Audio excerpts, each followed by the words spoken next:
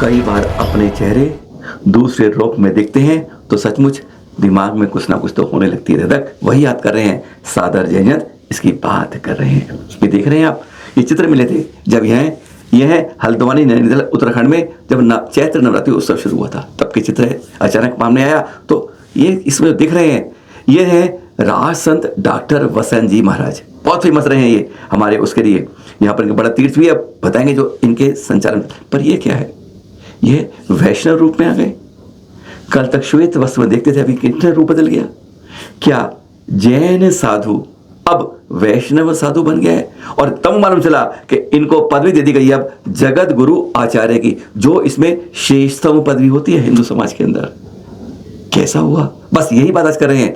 एक जैन साधु आज हिंदू श्रावक को बदलते हुए देखा है कि गोल टोपी में पहुंच जाती है हमारी बेटियां, पर आज ये भी देख रहे हैं कि कैसा ये हो रहा है। तमिलनाडु के कृष्णागिरी तीर्थ में ना, वो कहते हैं वो श्री पार्श्व पद्मावती शक्तिपीठ तीर्थधाम, हाँ वहां तो भी ऐसे ही चल रहा है। पर उनसे मालूम चला, हमें जानकारी मिली कि फरवरी 2025 में माघ पूर्णिमा के अवसर पर इन्होंने औपचारिक रूप से हिंदू धर्म की पारंपरिक दशनामी सन्यासी परंपरा को अपना लिया है और यह अब जूना अखाड़े में इन्हें सन्यासी दीक्षा दी गई। बदल गया रूप।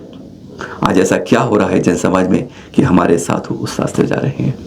और ये वही हैं जिन्होंने कृष्णागिरी की पांच तीर्थपीठ का जो कुछ कहेंगे वह बदल गया है। वहां पर हिंदू भी आते हैं और भैरव बाबा है ना, उसकी हिंदू लोग अपने रूप में पूजा करते हैं। इतनी कतरने तो हमारे पास हर रोज इनकी जानकारी मिलती थी अखबार में कि उन्होंने ये किया, ये किया। तो ऐसा क्या किया कि जो जैन से हिंदू में बदल गया। जहां हम अपने वैष्णव धर्म में आने के बाद जो इनका बने 365 फीट ऊंचा शिखर है, यहाँ पर बहुत गजब की बात है जो तीर्थ है वहां पर ये खबरें बता रही थी कि अब यह हमारे बीच में नहीं, अब ये जगत गुरु आचार्य बन गए हैं वैष्णव धर्म में। पार्श्व पद्मावती शक्तिपीठ मंदिर देख रहे हैं आप, ये यहाँ पर पारस प्रभु की भी है, पद्मावती की पूजा भी है और एक भैरव बाबे की प्रतिमा है। पता चला है कि अभी ट्रस्ट में आगे इसी रूप में जैसे चल रहा था उसे रूप में नहीं बदला है, पर वहां पर आज भी अब हिंदू लोग भी पूजा करने आने लगे हैं। सिर्फ सवाल यही है कि हमारे साधु बदल क्यों गए हैं। 2 जून शाम को यह चित्र है, शाम को 4:30 बजे हसनापुर के बड़े मंदिर के। अरिहंत जैन है गाजियाबाद के, उन्होंने मैं चित्र भेजा है। कहते मैं जैसे ही पहुंचा मैंने कोशिश की फोटो की, पर इस फोटो में वह नहीं कर पाया मैं जो मैं करना चाहता था। इस समूसड़ के अंदर यह व्यक्ति ऊपर तक चला गया, शर्ट पैंट पहन के अशुद्ध वस्त्रों से वहां तक पहुंच के जब उतर रहा था तब मेरे कैमरे से मैंने ये खींच पाया, पर वह मैंने आंखों से देखा था। आज हमारे तीर्थों पर यह क्या हो रहा है, यह समझ के बाहर हो रहा है। कहां सुरक्षा हो रही है और क्या बाहर और अंदर एक प्रकार से हमला हो रहा है। हमारी बात को सुन मानिए, अरिहंत जैन जो गाजियाबाद के, हमने उनसे फिर बात भी करी कि भैया सच बात है, क्या बात है, तुम कह रहे हो ऊपर तक चले गए थे, आगे तक ये कैसे हुआ है, एक बार सुन लीजिए। जब ऊपर चढ़ के गया था ये, पर पूरी नहीं बना पाया। मैं तो दर्शन करने चावल चढ़ाने जा रहा था, सामग्री तो चढ़ाने। कहाँ तक गया था ऊपर? ये वहां तक गया था जहाँ ये भगवान उनकी जो वो चक्र जो बना हुआ है ना बीच में, जो वो खड़ा है मूर्ति सी बीच में। अभी तो 3 सीढ़ी चढ़ा हुआ है, बैठा हुआ 3 सीढ़ी पर।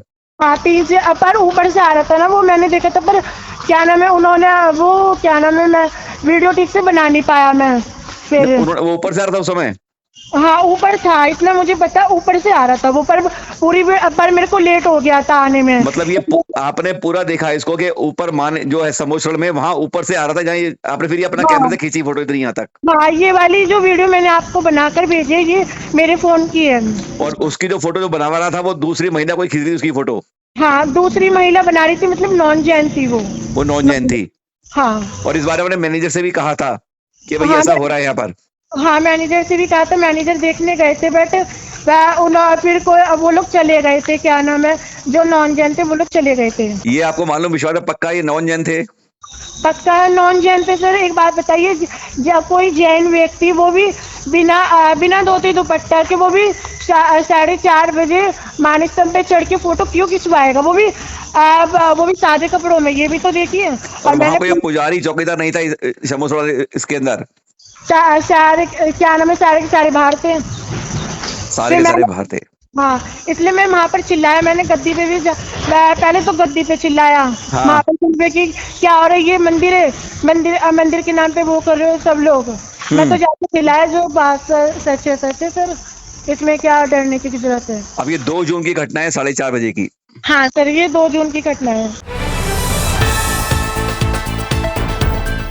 उत्तर प्रदेश सरकार में जब कई जगह पे नाम बदले जा रहे हैं, प्राचीनता ली जा रही है, तो पता है एक पावागढ़ गुजरात में और अब एक पावागढ़ उत्तर प्रदेश में होगा।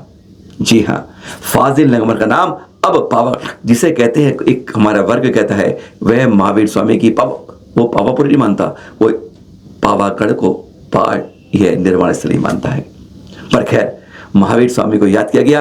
क्या कहा इसमें हमारे योगी जी ने, और फिर मुनिषी प्रमाण सागर जी ने, सुन लेते हैं इस खुशखबरी के बारे में कुछ बात। अब उसका नाम फाजिल नहीं होगा, बल्कि पावागढ़ के रूप में हम इसको एक नई मान्यता देने जा रहे हैं।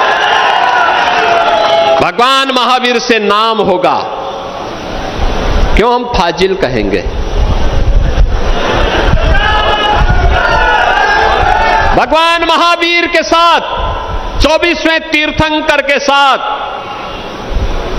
पावागढ़ का नाम और पावागढ़ की परंपरा और पावागढ़ की संस्कृति के साथ जुड़ करके देश और दुनिया आपके पास आएगी। पावागढ़ नाम देने का ये जो कार्य उत्तर प्रदेश के मुख्यमंत्री माननीय योगी आदित्यनाथ जी ने किया है, ये बहुत सराहनीय प्रयास किया है। फाजिल नगर पहले पावनगर पावागढ़ के नाम से जाना जाता था। भगवान महावीर के साथ उसकी कथाएं जुड़ी है। एक धारणा के अनुसार वो भगवान महावीर का निर्वाण स्थल भी है, वो अपनी जगह है, लेकिन जिस जगह का संबंध भगवान महावीर से था, अगर सरकार ने अपने स्तर पर ऐसा कोई प्रयास किया तो स्वागत योग्य कदम है।